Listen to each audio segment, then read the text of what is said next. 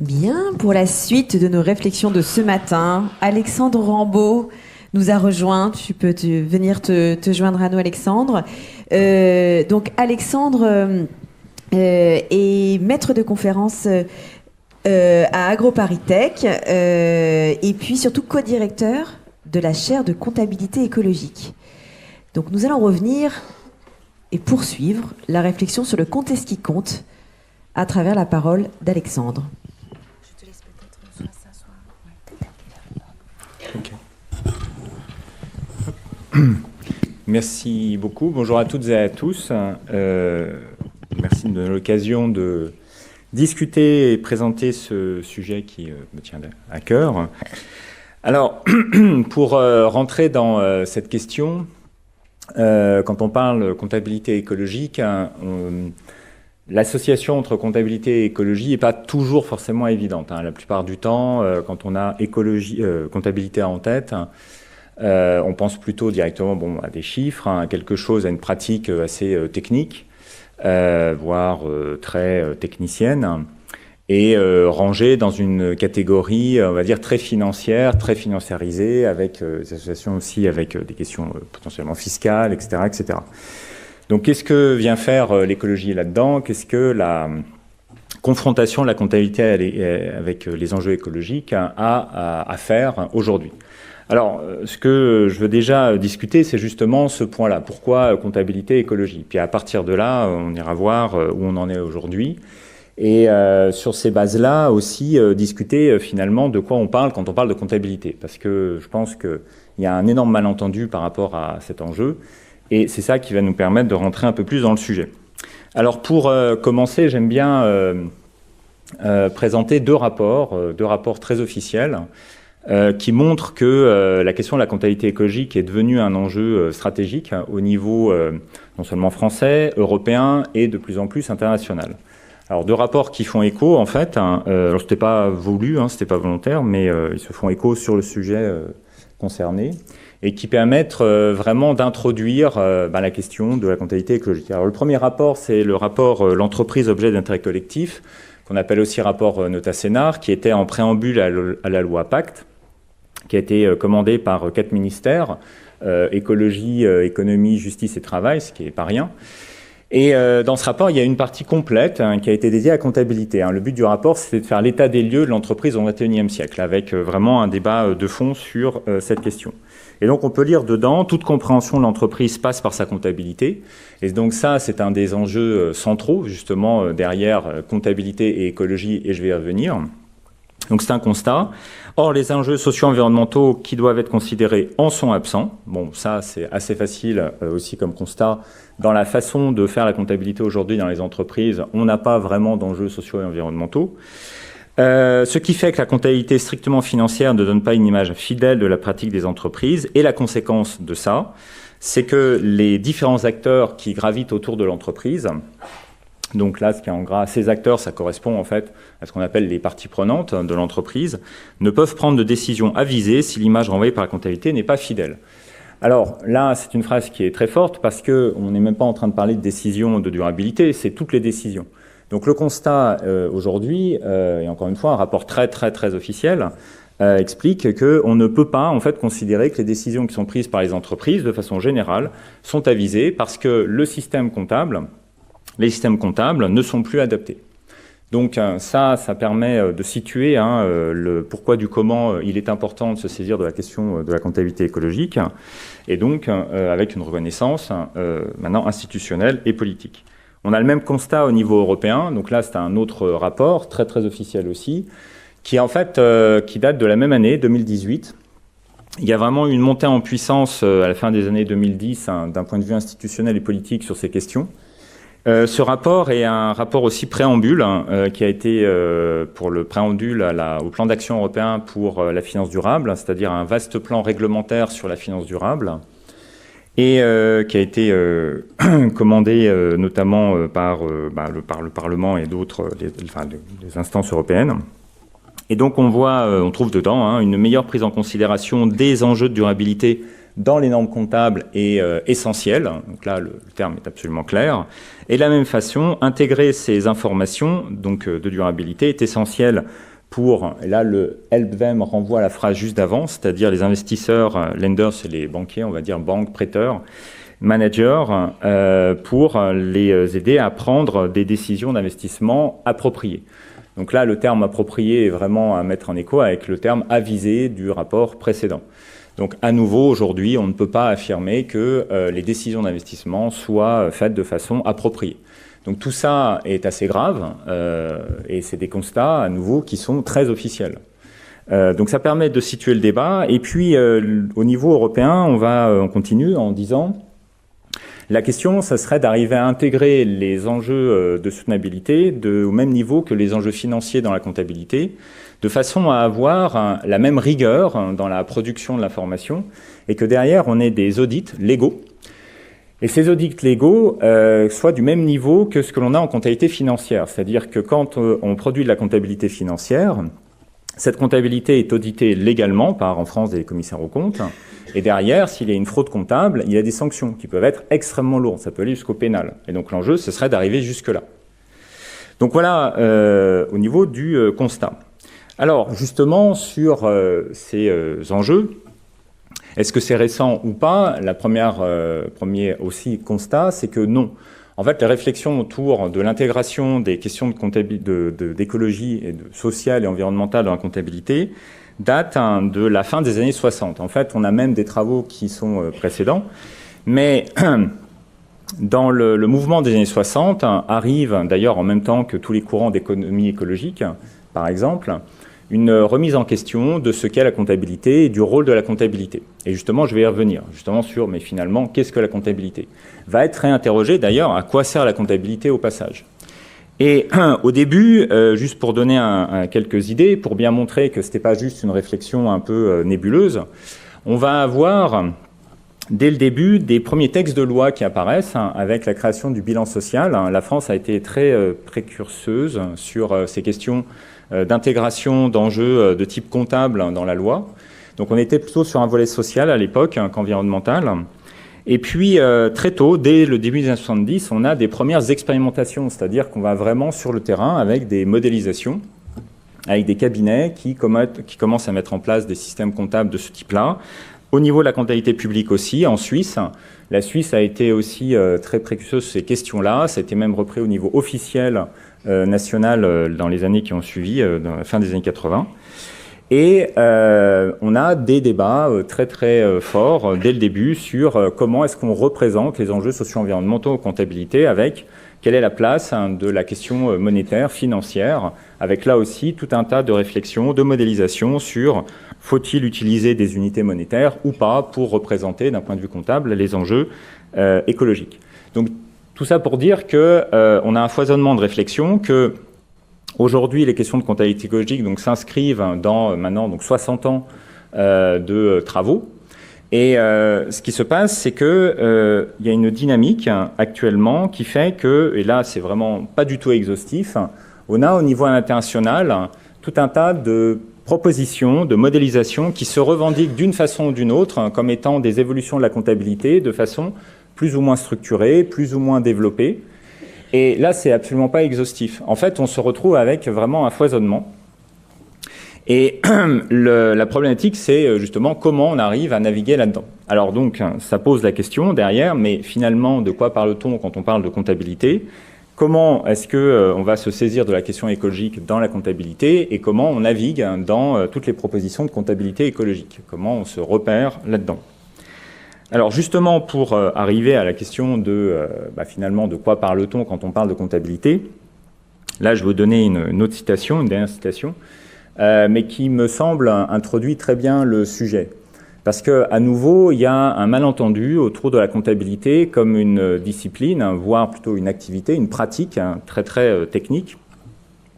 Et que l'enjeu finalement de la comptabilité écologique, ça serait de mettre des chiffres sur les questions socio-environnementales et de les intégrer, on ne sait pas trop comment, dans les pratiques de l'entreprise. Et plus on verdit, mieux c'est. Alors, ce que je vais essayer en fait un peu de revenir sur ces idées-là. Et justement, là c'est une citation d'un très grand patron, donc pas du tout un académique, pas du tout un chercheur ou quoi que ce soit, Et voilà ce que Maurice Lévy explique. Il dit, derrière la comptabilité, les comptes, il y a les normes comptables. Ces règles ne sont jamais neutres, donc il n'y a pas de neutralité de la comptabilité en tant que telle. Elles peuvent avoir des conséquences qui influencent en définitive les stratégies et les décisions des entreprises. C'est pourquoi les normes comptables, les concepts sous-jacents et les fondements logiques revêtent une importance décisive. Ce que je veux souligner ici, c'est que un praticien, un très grand praticien comme Maurice Lévy, revient sur l'idée que on ne peut pas aborder la comptabilité sans en comprendre les fondements et les sous-jacents. En fait, derrière cette apparente technicité, la comptabilité est ce qu'on appelle performative, c'est-à-dire qu'elle fait advenir une certaine réalité et que les différents acteurs qui sont confrontés, soit directement ou indirectement à la comptabilité, sont amenés à penser les relations de l'entreprise en interne et en externe d'une certaine façon. Or, cette façon, justement, ce qui advient, est basée sur des hypothèses, sur des concepts sous-jacents, sur des orientations qui sont même politiques. C'est-à-dire que derrière la façon dont on fait de la comptabilité, il n'y a pas une neutralité, il y a des orientations particulières de la société et de la représentation de l'entreprise et de ses rapports à son environnement économique, social et naturel. Et donc c'est ce que Maurice Lévy, encore une fois un praticien, pas du tout un académique, rappelle, et qu'on ne peut pas aborder la comptabilité sans en fait parler de ces éléments-là. Et il enfonce le clou en disant ce matériau théorique, donc parlant de la comptabilité comme un matériau théorique, influence la compréhension et le pilotage de l'activité des entreprises et donc potentiellement la marge de l'économie entière.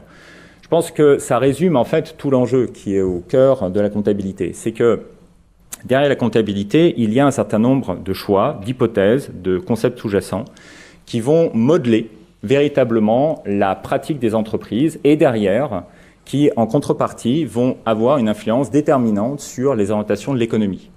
Alors, comme le rappelle régulièrement mon mentor, Jacques Richard, à la place de la main invisible du marché qui n'a jamais véritablement existé, il y a la main très visible de la comptabilité qui dirige véritablement ce que font les entreprises et ce que font derrière l'économie. Sur cette base-là, en fait, on a l'habitude de définir la comptabilité autour de ses fonctions, en fait, ce qu'elle fait pratiquement, ce qu'elle fait concrètement, et ce qui permet en fait d'articuler ça justement à ce qu'on attend de la comptabilité. Donc derrière la comptabilité, on va avoir en fait 4 grandes fonctions essentielles qui permettent de définir de cette façon donc ce qu'est la comptabilité. Et la première des fonctions comptables, ce n'est pas de compter. Alors je vais y revenir et j'insiste énormément là-dessus. Un problème comptable n'est pas un problème de mesure en soi.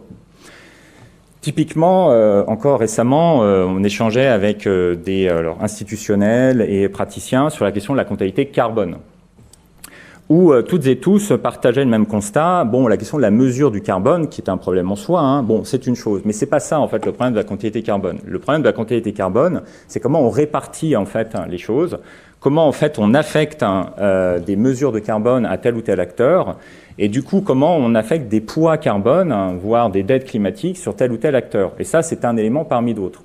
C'est-à-dire que la problématique de la comptabilité, c'est avant tout une problématique de représentation. C'est qu'est-ce qu'on prend en compte et comment on le prend en compte. Ça, c'est en fait le problème numéro 1 de la comptabilité. Donc derrière la comptabilité, il y a une théorie de la représentation. Une théorie de la représentation, de la modélisation et derrière de la classification. Comment en fait on affecte les choses et de telle façon, de quelle façon.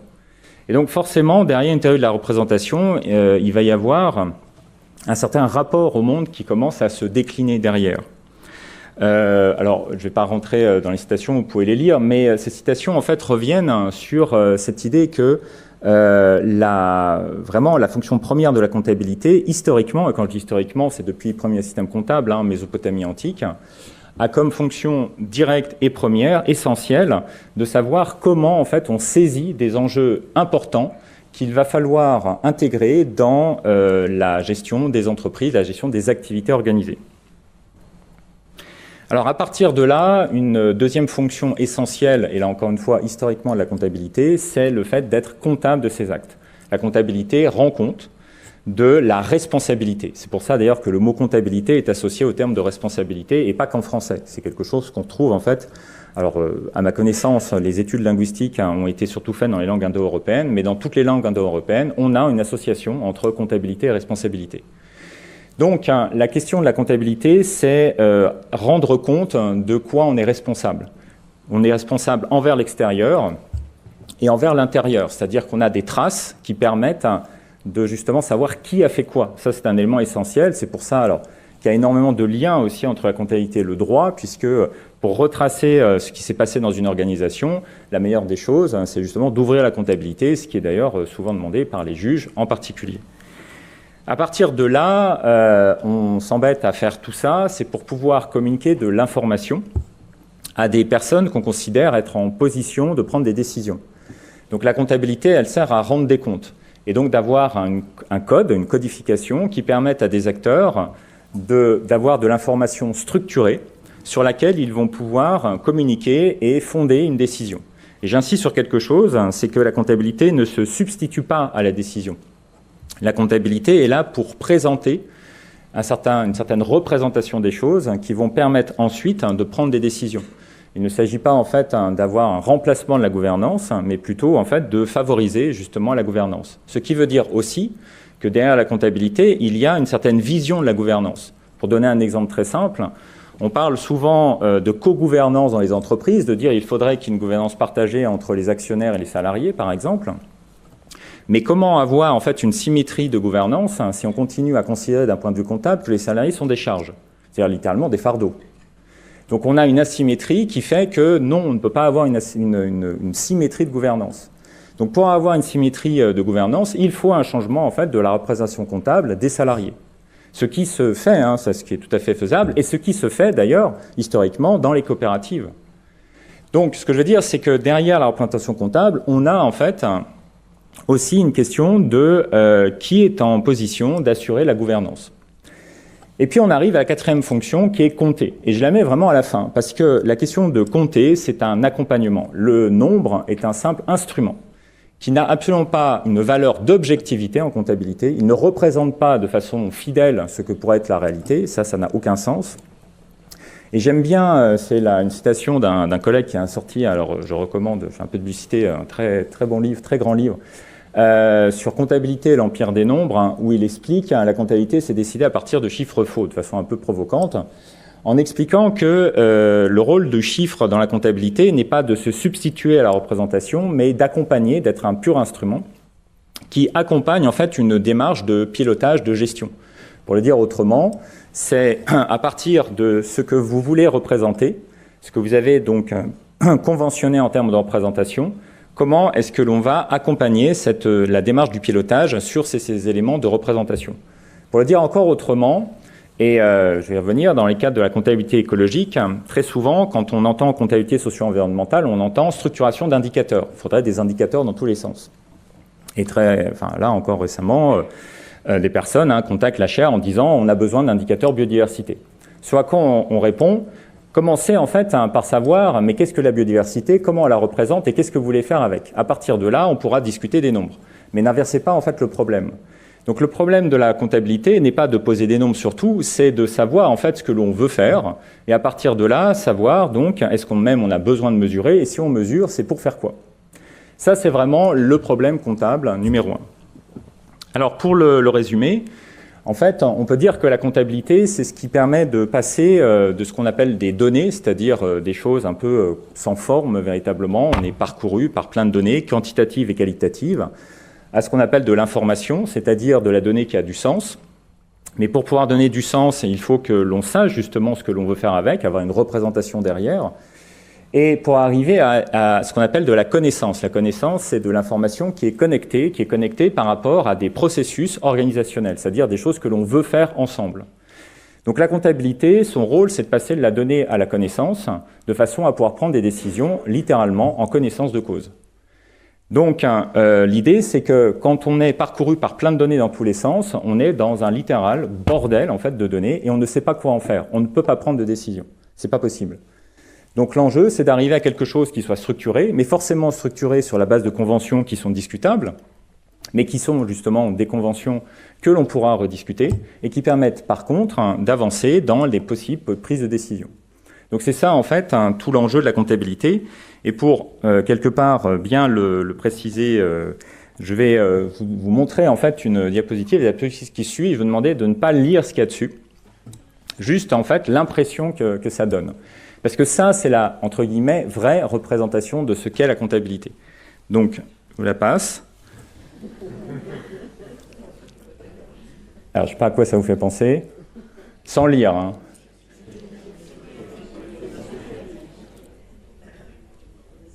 Bon, comme le temps avant, je vais répondre à votre place.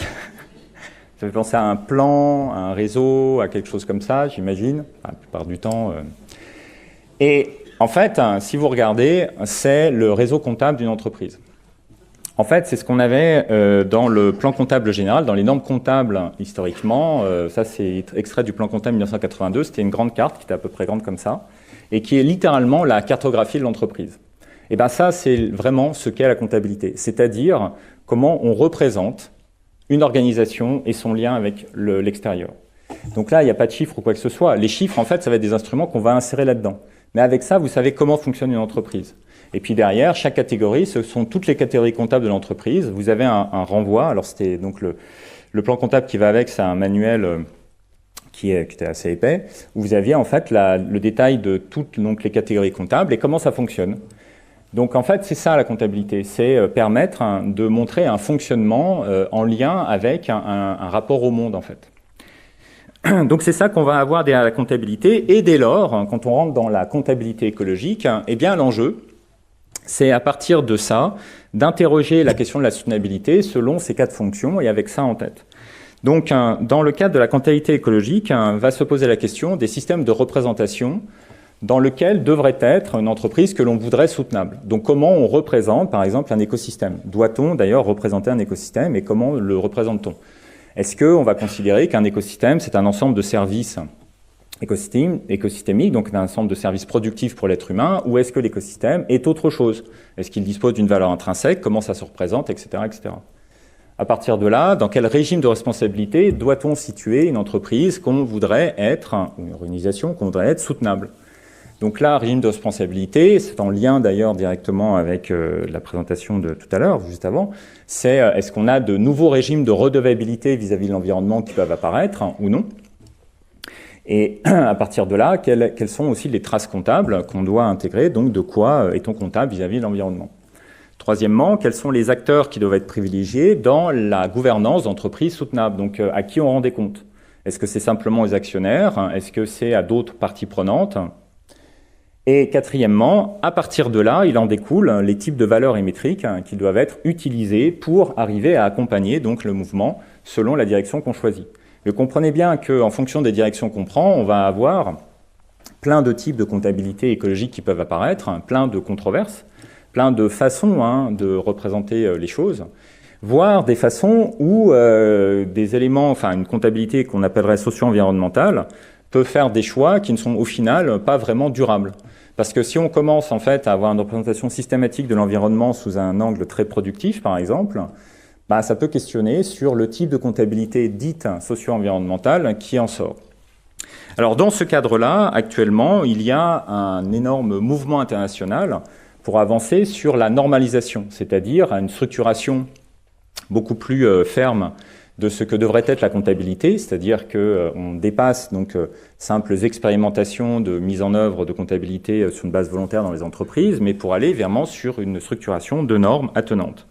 Alors dans ce cadre, l'Union européenne a pris une énorme avance et actuellement, donc on est dans ce qu'on appelle l'ère, parce que je pense qu'il faut commencer à appeler ça comme ça, vu ce que ça génère comme débat et ce que ça génère aussi d'ailleurs comme controverse, de la CSRD, la Corporate Sustainability Reporting Directive, donc qui est la première directive véritablement concernée par de la comptabilité de durabilité. Il existait avant des directives de reporting extra-financier qui étaient des listings en fait d'informations. Là, on commence à rentrer un peu dans le dur de la comptabilité au sens où j'ai pu l'expliquer.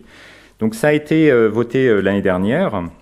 Je ne rentre pas dans les détails des mises en œuvre, etc. C'est juste pour indiquer qu'on commence avec les grandes entreprises qui sont concernées cette année. Les points marquants, c'est qu'on va passer, vont être concernés légalement par la CSRD les PME cotées à partir de 2026. Et à partir de 2028, les entreprises, un certain nombre d'entreprises non européennes, c'est-à-dire qu'il y a un principe d'extraterritorialité, ce qui est assez rare d'ailleurs, mais ce qui montre aussi la place de la CSRD actuellement dans le droit européen. Autre élément remarquable dans CSRD, c'est qu'il va y avoir une obligation d'audit, et d'audit légal. Alors là encore, je ne rentre pas dans les détails, vous pouvez lire si ça vous intéresse.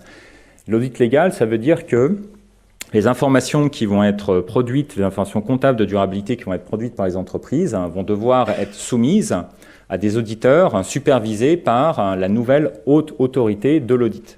D'ailleurs, au passage, cette haute autorité s'appelle haute autorité de l'audit en considérant qu'il n'y a plus une séparation entre un audit financier et un audit non financier, ce qui est une révolution aussi d'ailleurs dans la profession. Alors l'enjeu étant d'arriver à terme au même niveau de sanction que l'on a dans le cadre des fraudes comptables financières. Derrière CSRD, je ne rentrerai pas dans les détails techniques, mais c'est juste pour vous en montrer la philosophie. Vous avez en fait au cœur plutôt de la CSRD les normes comptables, ces normes comptables qu'on appelle, alors je suis désolé, c'est le royaume des acronymes, les ESRS, les European Sustainability Reporting Standards, qui sont donc vraiment le contenu de ces normes comptables de durabilité, qui sont donc décomposées ici. Alors elles ont été faites par un organisme qui s'appelle l'EFRAG, et les ESRS donc, sont inscrits dans le CSRD, qui lui-même fait partie du plan d'action européen pour la finance durable, et qui lui-même fait partie du Green Deal. Donc les ESRS sont décomposés en deux blocs. Vous avez un premier bloc qui est tout à gauche, c'est les cross-cutting standards, c'est en fait ce qu'on appelle en comptabilité un cadre conceptuel. Et c'est en lien en fait avec ce que j'expliquais tout à l'heure, c'est-à-dire que pour la première fois, dans ce cadre conceptuel, donc ce qui est tout à gauche, vous avez les grands principes structurels de ce qu'est la durabilité, donc les conventions de ce qu'est la durabilité de l'entreprise. Pour la première fois, a été établi, donc d'un point de vue évidemment conventionnel, discutable, mais ça a été adopté, la façon d'interpréter la durabilité de l'entreprise. C'est-à-dire que vous avez une théorie de la représentation de la durabilité qui est structurée dans ce cadre conceptuel. Dedans, il va y avoir des enjeux sur la double matérialité, dont je vais parler juste après, rapidement. Après, vous avez la déclinaison thématique, selon donc plusieurs problématiques sociales et environnementales. Ce qui est très intéressant avec les ESRS, c'est qu'on n'est plus du tout dans une volonté de vouloir en fait produire de l'indicateur en long, en large et en travers, mais on commence à aller vraiment sur de la vraie comptabilité, c'est-à-dire avoir une philosophie dans la façon dont on va accompagner la restructuration du fonctionnement des entreprises. Et c'est pour ça qu'il y a une vraie philosophie derrière les ESRS. Alors, on peut la voir, je vais prendre l'exemple de E1. Encore une fois, je ne vais pas rentrer dans les détails, c'est juste pour illustrer. Donc E1, ça correspond au climat. Alors, il se trouve qu'actuellement, toutes les thématiques socio-environnementales commencent à être codifiées. Dans les entreprises, on dit « Ah ben, t'es sur E1, t'es sur E2, t'es sur S1 ». Bon, ça commence aussi à être un peu compliqué, mais donc ESRS-E1, c'est climat. Et derrière ESRS-E1, donc, on voit la philosophie qui apparaît. Alors, cette philosophie, elle repose sur 4 piliers. Le premier pilier, on le voit dans la section 3, c'est ce qu'on appelle les targets, c'est-à-dire les objectifs, les cibles, qui doivent être scientifiquement valides. Le mot de science revient systématiquement dans CSRD. Donc, il faut fixer des targets, des cibles scientifiques, scientifiquement valides. Deuxième pilier, on va le retrouver dans la section 1 notamment, et ce sont les plans d'action et les transition plans, donc plans de transition et plans d'action. C'est-à-dire pour atteindre ces objectifs, il y a besoin de plans d'action qui permettent donc d'arriver à ces objectifs à terme. Troisième pilier, ce sont ce qu'on va retrouver dans la section 3 aussi, les métriques. Mais là, les métriques, avec quelque chose de très intéressant, c'est que justement, les métriques ont une fonction. C'est-à-dire qu'elles ne sont pas simplement là pour produire de l'information dont on ne sait pas quoi faire, mais pour accompagner en fait le suivi des plans d'action. Est-ce que ces plans d'action permettent d'atteindre les objectifs et comment?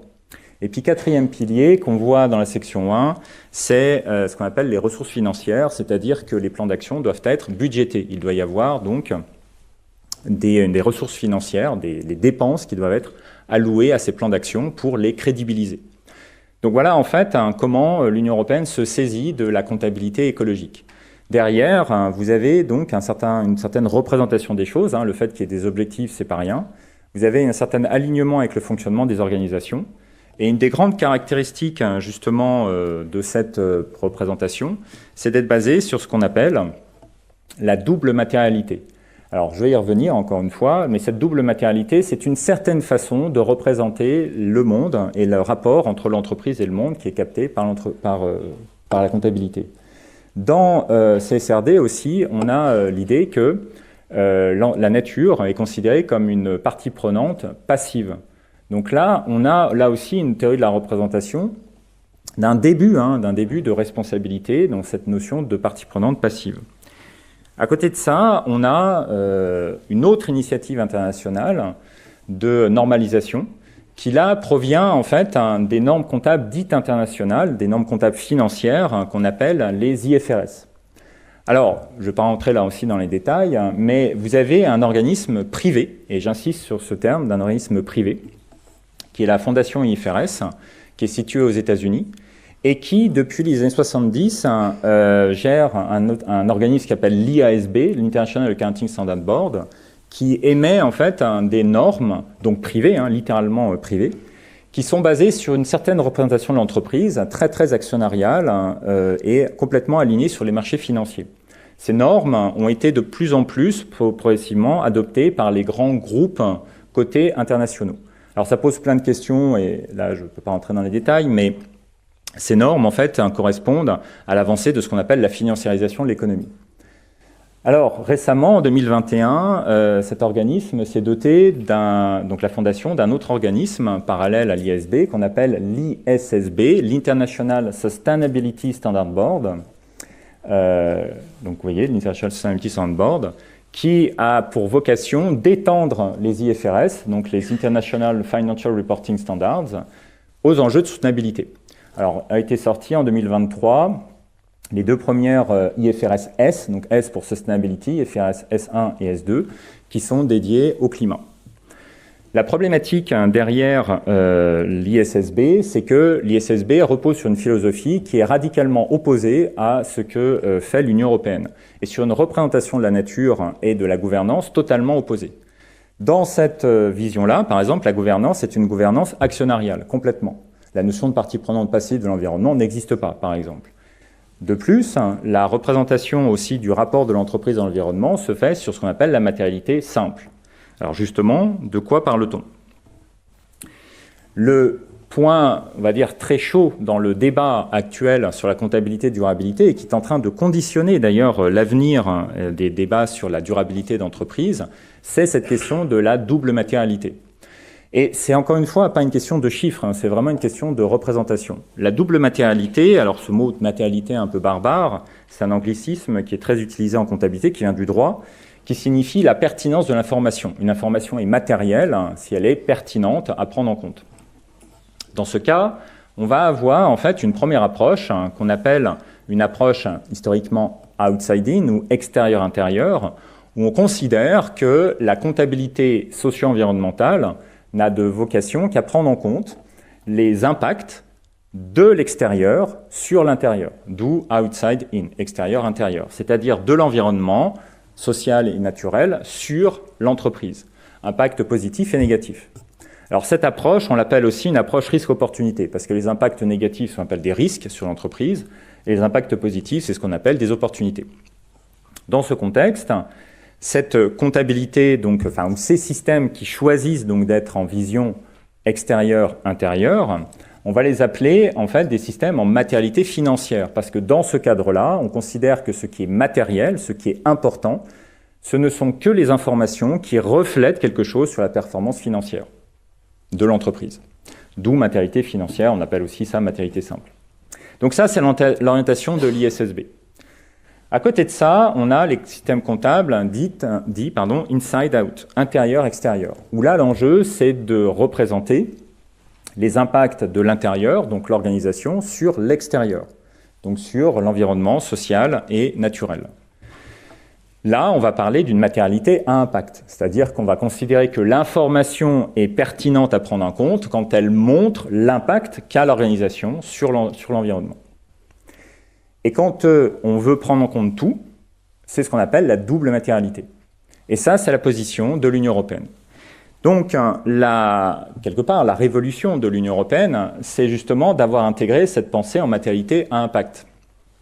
En fait, il faut bien voir que, jusqu'à présent, la quasi-totalité de toutes les propositions en comptabilité socio-environnementale et derrière, d'ailleurs, en finance dite durable, étaient exclusivement en matérialité financière. C'est-à-dire que, pour bien être clair, quand on pose la question, on a un problème avec le changement climatique. Je crois que ça c'est assez clair. Le problème, il vient d'où? Il vient quand même basiquement que des activités humaines ont un impact sur le système climatique. Alors c'est encore malheureusement contesté, l'ADEME vient de montrer qu'il y avait encore trop de personnes qui n'ont pas conscience de ça, mais il n'en reste pas moins que c'est une réalité. Donc la vraie problématique, c'est que ce sont les activités humaines qui ont un impact sur le système climatique. Et la réponse à ça, en comptabilité socio-environnementale et en finance attenante, ça a été de dire, je vais vous montrer en quoi le système climatique, le changement climatique, a un impact sur moi et sur ma performance actionnariale. Donc c'est une réponse qui n'a absolument rien à voir avec la question initiale. Et en engendrant une confusion, en essayant d'expliquer que répondre à une question, c'est répondre à l'autre, ce qui n'est pas du tout le cas, en fait.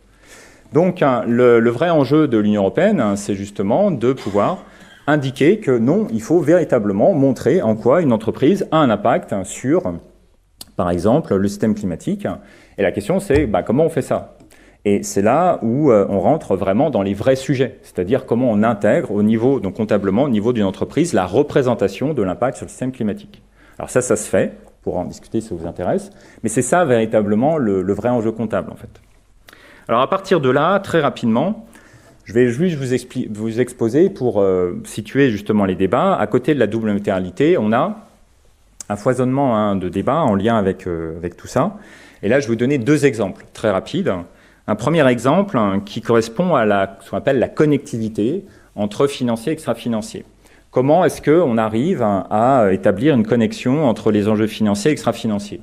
Alors on pourrait dire, il n'y a pas à établir de connexion.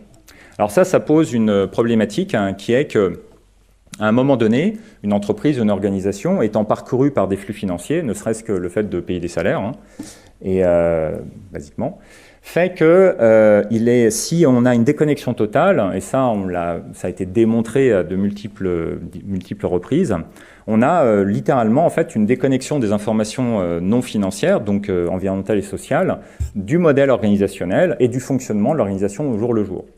Donc se pose la question quand même d'une façon ou d'une autre d'une connexion.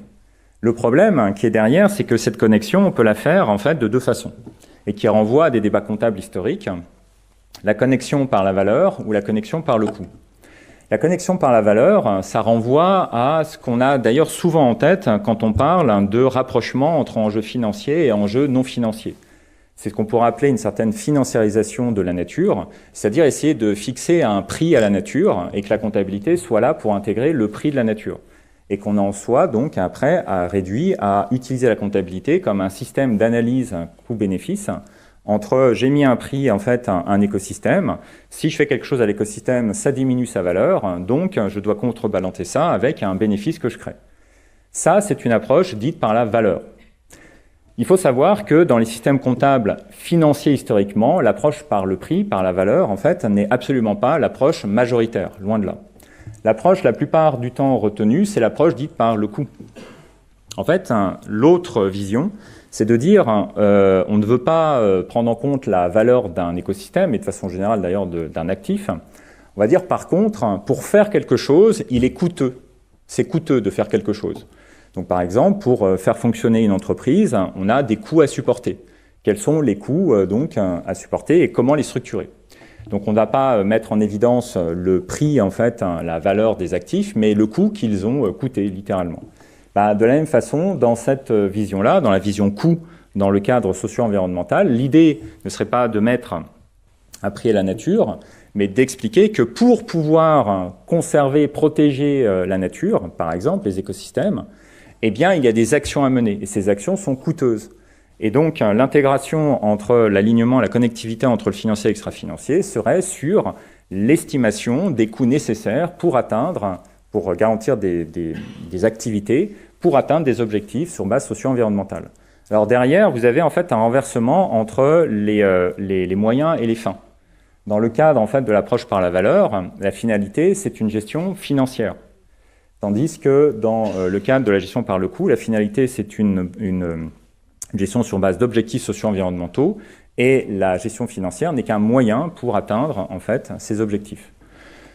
Et dernier point, et je m'arrêterai là, autre débat qui est attenant, qui anime aussi énormément de discussions aujourd'hui, et là qui est un débat, alors encore une fois typiquement comptable, c'est un débat sur les classifications comptables. Doit-on concevoir par exemple la nature comme étant ce qu'on appelle un actif ou comme étant un passif? Concevoir la nature comme un actif c'est quoi? C'est un moyen de production, c'est une source de productivité. C'est-à-dire que ça voudrait dire que la classification de la nature, c'est un nouveau système de production. Concevoir que la nature, comme une machine, apporte des éléments productifs, et donc on va concevoir la nature d'un point de vue comptable comme un actif. À côté de ça, on a d'autres approches qui conçoivent la nature comme un nouveau système de redevabilité. C'est-à-dire que certes, on peut exploiter la nature, mais on doit, en fait, la remettre en l'état. On lui doit quelque chose. Donc ça, c'est une approche par ce qu'on appelle le passif, c'est-à-dire par la dette, avec ce qu'on appelle les dettes écologiques, les redevabilités écologiques.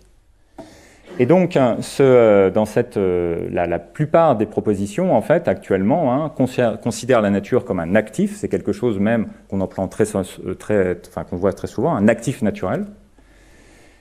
Commence à émerger, notamment avec la CSRD, en concevant la nature comme une partie prenante passive, l'idée que non, il y a d'autres façons d'aborder les choses, et donc d'autres classifications comptables. Et mon tout dernier point, et je m'arrête là, justement, dans ce courant en fait des systèmes comptables qui abordent la nature comme un passif, vous avez donc un mouvement qui est né il y a à peu près une dizaine d'années, qui s'appelle le mouvement autour de CARE, Comprehensive Accounting in Respect of Ecology, qui est piloté au niveau de la recherche, notamment par la chaire comptabilité écologique, mais pas que, et qui a pour vocation de systématiser justement dans la comptabilité l'approche de la nature par cette notion de nouvelle redevabilité. Voilà, je vais m'arrêter là. Merci beaucoup pour votre attention.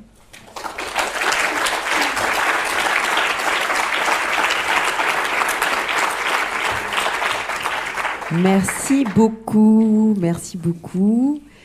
Nous avons de quoi faire avec l'ensemble de ces réflexions. Les premières questions?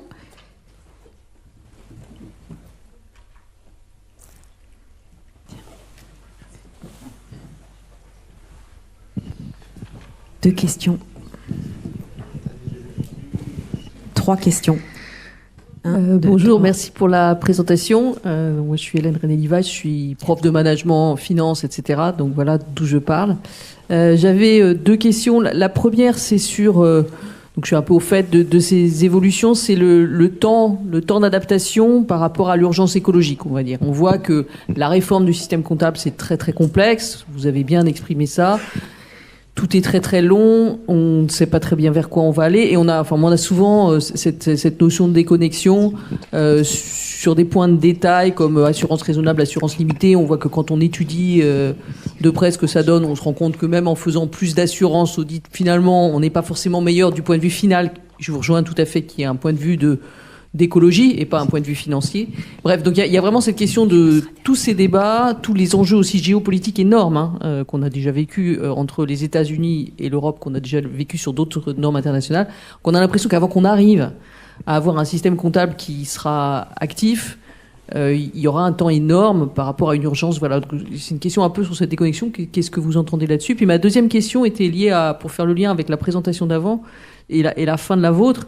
C'est impressionnant cette idée de la nature, de la rivière qui devient une personnalité, et du coup c'est un peu troublant le actif-passif parce que c'est contre-intuitif par rapport à ce que vous voulez dire. Mais finalement, si au lieu d'avoir si on donne à la rivière ou à un élément d'environnement une personnalité, alors est-ce qu'on revient pas dans cette idée de nature comme passif, c'est-à-dire finalement la nature ou la rivière devient quelqu'un à qui on est redevable. Et je trouve que il y a une forme de puissance dans cette idée-là. Donc je voudrais savoir si vous faites ce lien aussi ou pas. Merci et pardon pour les 2 questions. Oui, merci. Je vais commencer par la deuxième. En fait, oui, il y a des liens très forts. En fait, il se trouve dans la chaire, on travaille avec des juristes aussi, qui travaillent à l'intersection entre droit de l'environnement et droit comptable. La question de concevoir donc la nature, certains écosystèmes comme des nouveaux sujets de droit implique obligatoirement le passage en passif.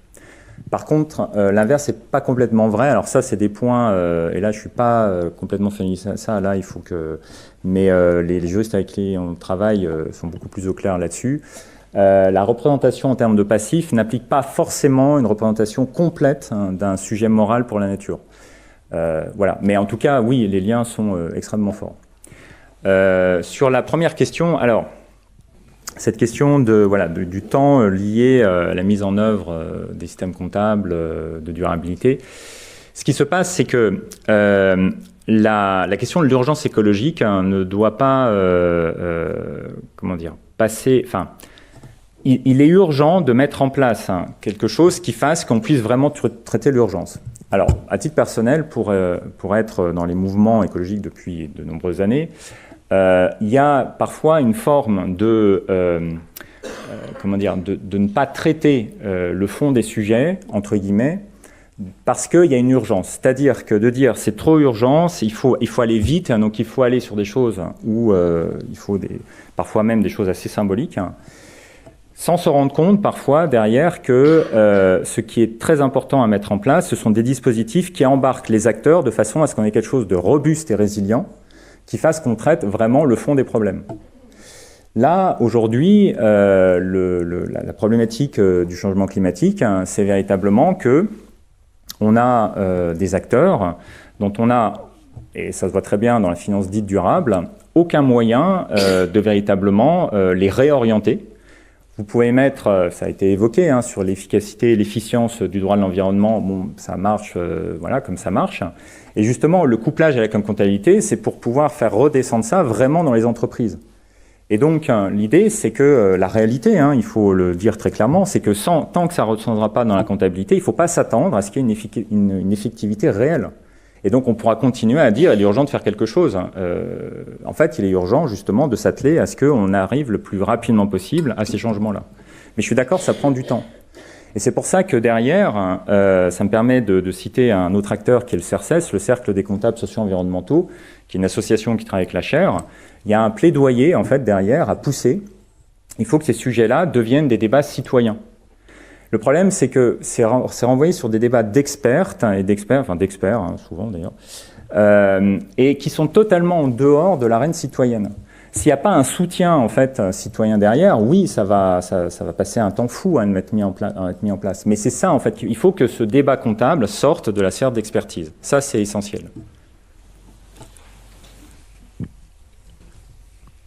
Une question de Quentin et puis Cyril. Bonjour, merci beaucoup pour cette intervention. C'était porteur d'espoir vis-à-vis du fait qu'il y avait des normes et qu'elles seraient contraintes. Vous avez dit que la nouvelle autorité qui ferait les audits légaux obligatoires, ce serait une nouvelle autorité européenne. Est-ce que vous pouvez nous en dire un peu plus? Parce que c'est vrai que, par exemple, on a déjà une autorité européenne pour les normes sanitaires en Europe. Voilà, c'est la même qui permet encore d'avoir du glyphosate dans toute l'Europe et en Espagne. Donc voilà, je sais bien que c'est toujours une histoire de compromis, mais voilà, qu'est-ce que vous pouvez nous en dire de cette nouvelle autorité sur les audits légaux du CSRD, si j'ai bien tout écrit? Oui, CSRD.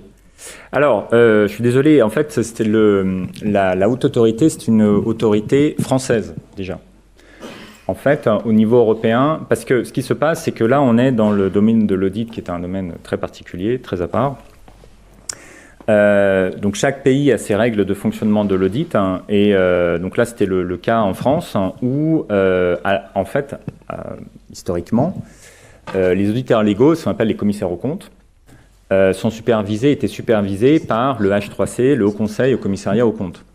Ce Haut Conseil, qui n'était pas une autorité, donc a été modifié pour devenir une autorité depuis le 1er janvier, ce qui en soi n'est pas anodin, une création d'une autorité. Donc ça, c'est au niveau français. Les autres États vont gérer en fait leur propre dispositif d'audit légal, qui est donc différent selon les différents États, avec un système voilà, qui ne va pas être non plus totalement différent de ce qu'on a en France, mais c'est juste pour bien préciser que là, c'était le cas français. Après, le point, je dirais, un peu positif là-dedans, c'est que la supervision va se faire par un acteur qui supervise aussi l'audit des comptes légaux, des comptes financiers, pardon. C'est-à-dire que vous avez derrière, non pas une nouvelle autorité qui serait une autorité, sur des sujets totalement nouveau et qui arrive et qui effectivement doit potentiellement être dans un compromis dans tous les sens. En fait, c'est vraiment à partir de l'existant et des règles existantes qu'il y a une extension. Et d'ailleurs, c'est pour ça que la communauté est un peu en ébullition aujourd'hui, c'est que les auditeurs légaux financiers ont des pratiques d'audit qui sont extrêmement encadrées, et le fait que ça doive être étendu justement à l'audit donc des comptes selon CSRD génère un peu un vent de panique, parce que justement il y a des implications très lourdes. C'est-à-dire qu'on part pas de rien, c'est ça que je veux dire. Et il va falloir appliquer les mêmes règles. Et ça, bon, oui, c'est un chantier phénoménal. Oui, Cyril, vas-y. Oui, bonjour, merci de votre intervention également, c'était très intéressant. J'avais une question sur justement les normes CSRD appliquées aux entreprises à partir de 2023, l'ordonnance. Et je voulais savoir la raison pour laquelle, visiblement, ça n'a pas été étendu aux établissements publics. Il y a des initiatives qui se sont faites jour depuis quelques années dans les établissements publics, les collectivités territoriales par exemple, sur la mise en place de budgets verts, mais ces initiatives ne font pas l'objet d'audits. Elles peuvent être parfois aussi, il peut y avoir un risque peut-être de greenwashing derrière ces initiatives qui ne sont pas objectivées, en tout cas par des normes et qui ne sont pas auditées. Donc je voulais savoir s'il y avait aussi un mouvement vers une auditabilité du système public au regard de tout ce que vous indiquiez tout à l'heure pour les entreprises. Merci. Oui, merci. Alors le monde des comptes privés et des comptes publics est très à part, enfin très séparé. Et ce qui fait que la normalisation comptable relève en fait des comptes privés, tandis que la normalisation comptable publique relève d'autres normalisations. Et ce qui se passe, c'est qu'effectivement, aujourd'hui, au niveau compte public, il y a un certain retard. Ça, c'est incontestable sur la question de la normalisation. Donc on est bien d'accord, CSRD ne s'applique qu'aux comptes privés. Et il n'est pas encore question d'avoir un transfert sur les comptes publics. Ça ne veut pas dire qu'il n'y a pas de réflexion. Par exemple, dans le cadre du, on va dire, normalisateur des comptes publics en France, il y a un groupe de travail qui a été constitué l'année dernière. Il y a des réflexions qui sont en cours. Donc, il y a des choses qui évoluent. Maintenant, où est-ce que ça va amener, je ne sais pas. Pour l'instant, ça reste encore en suspens. Pour essayer justement de s'inspirer de la philosophie de CSRD. À côté de ça, vous parliez des budgets verts. Alors, c'est un cas très intéressant parce que les budgets verts, en fait, sont une initiative d'ordre. Alors, comment dire sur une base volontaire déjà. Et c'est pas quelque chose qui est normalisé, comme vous le rappeliez.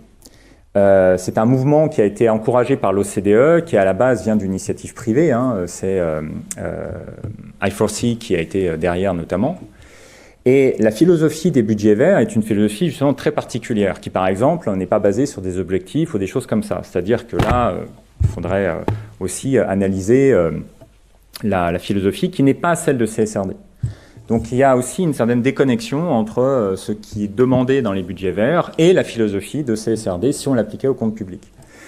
Alors, juste pour vous donner aussi une idée des problématiques auxquelles tout ça fait face, c'est que dans le cadre là de CARE, on travaille dans les comptes publics aussi. Mais je vous parlais donc de cette question de nouvelles notions de dette, voire donc d'arriver à fixer des objectifs attenant à de nouvelles formes de redevabilité. Mais un certain nombre, dans le cadre des comptes publics, vous avez même des problèmes d'inventaire. C'est-à-dire qu'un certain nombre d'établissements ne font pas d'inventaire, voire n'ont pas de comptabilité bilancielle.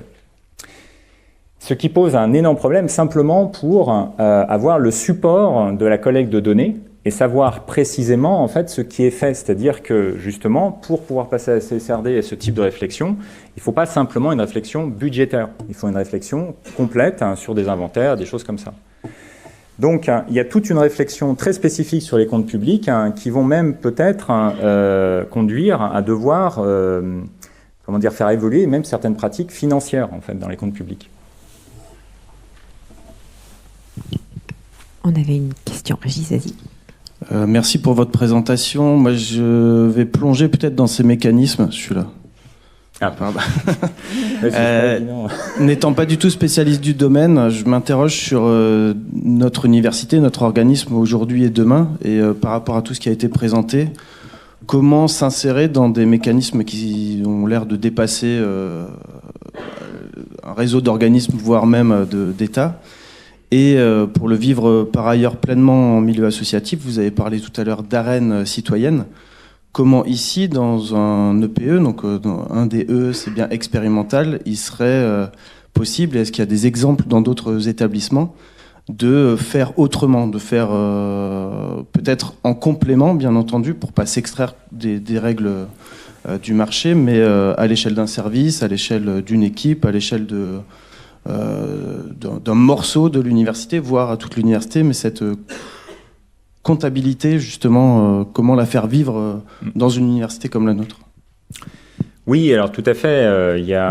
Alors, il se trouve, pour donner un exemple très très très concret, que on a une thèse en cours avec le conseil départemental sur la mise en place de CARE dans les comptes publics à l'échelle du département.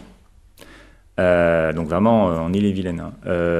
Donc il y a un certain nombre en fait, de travaux en cours attenant à la chaire et au CERCES autour de CARE dans la mise en œuvre dans des comptes publics. Donc ça c'est un exemple. On travaille aussi avec Grenoble là en termes de collectivité territoriale ou sur un établissement public autre sur le port de La Rochelle qui a ouvert un marché public cette année, en fin d'année dernière qui a été attribué cette année pour, en 2 ans, refaire toute leur comptabilité à partir de CARE.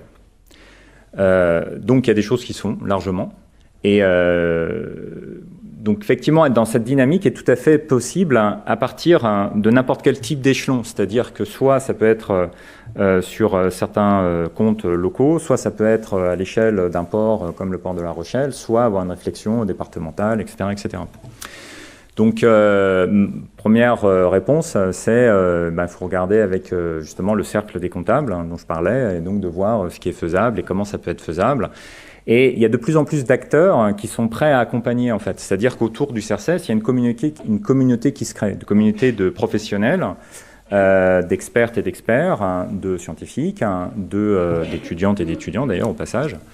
Parce qu'il y a aussi ça derrière, c'est la formation aussi des étudiantes et des étudiants. C'est dans une université, c'est quand même important pour permettre de les sensibiliser à ces sujets-là.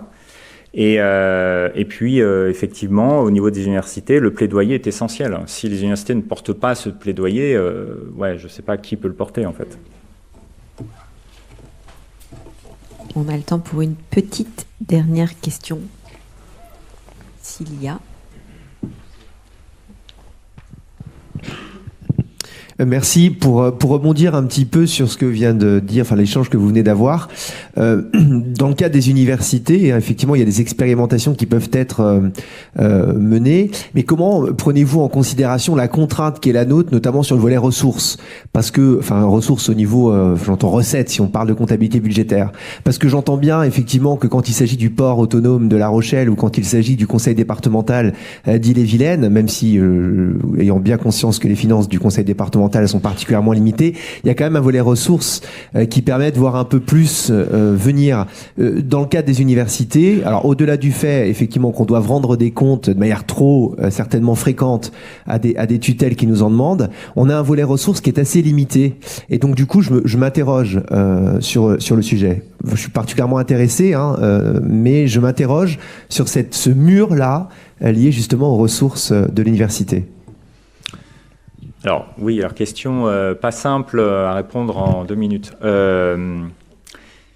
Justement, un des buts, là je vais parler spécifiquement de CARE, c'est aussi de restructurer la compréhension non seulement de l'université, mais de l'université dans un écosystème. Alors je vais donner un exemple très concret, rapide, qui est, on travaille avec le territoire zéro le chômeur longue durée du côté de Clermont-Ferrand.